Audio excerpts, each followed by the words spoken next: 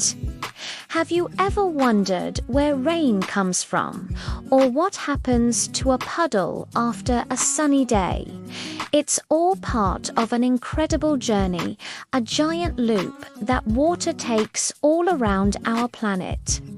Today, we're going on an adventure to follow a single drop of water and uncover the secrets of the water cycle.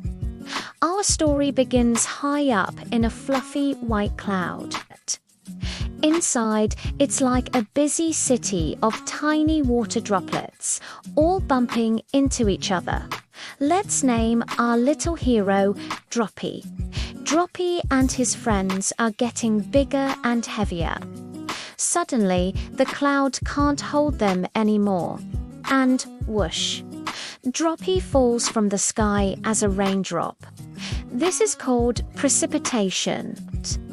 Rain is the most common kind, but depending on the temperature, it could also be snow, sleet, or hail. Droppy lands with a splash in a fast-flowing river. He's not alone. He joins billions of other raindrops on a wild ride downstream. This is part of collection, where water gathers in rivers, lakes, and oceans. Droppy tumbles and turns, passing by green trees and bustling towns. The river carries him all the way to the vast, salty ocean. For a while, Droppy enjoys floating in the ocean, playing with the fish and watching the waves. But soon, the sun comes out, shining brightly. The sun's warmth is like a gentle lift. It heats the surface of the ocean, and something magical starts to happen. Droppy feels himself getting lighter and lighter, rising up into the air as an invisible gas called water vapor. This process is called evaporation. It's not just from oceans. Water evaporates from lakes, puddles, and even the leaves of plants in a process called transpiration. Think of it as plants breathing out water vapor. Now, Droppy is floating high up in the sky again. Up here, it's much colder. As Droppy and other water vapor particles rise, they cool down and huddle together.